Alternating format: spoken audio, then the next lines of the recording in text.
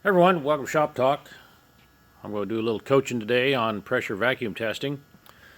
I don't have the complete history on this saw, but as you can see, there was a new cylinder and possibly a new piston put into it.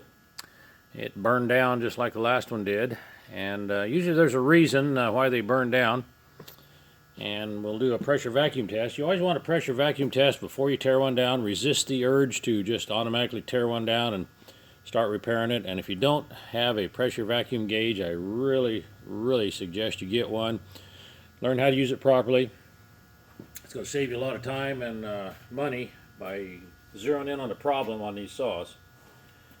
I've got this one blocked off. I got a block off on the intake, and I got a block off on the exhaust.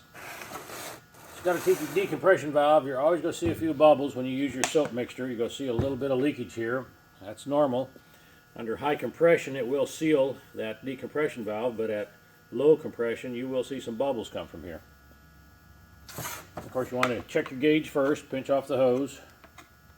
Make sure your gauge is working properly before you attempt this. A lot of times these gauges will leak, so always make sure your gauge is working properly.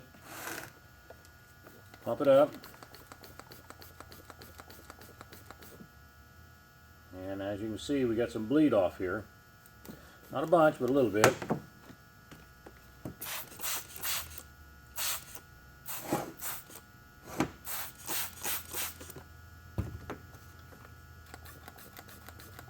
And you can see right here we have leakage on the left seal. But check the other areas too. Don't just stop there just because you find one leak. Check some others while you've got it sealed off. Check around the boot, around the impulse line, around the head gasket.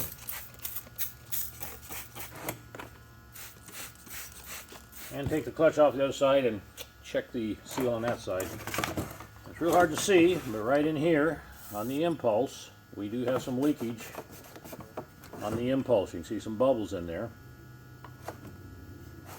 So we'll tear it down and fix it, but this one does have some engine damage. I did inspect the cylinder and piston. There is some damage. We'll get that corrected, and then we will do another pressure vacuum test after it's rebuilt, verifying that we do have a nice sealed crankcase. Any questions on the tools? You need some tools for some of these saws to work on, or if you got any questions, give the Chainsaw Guy a call.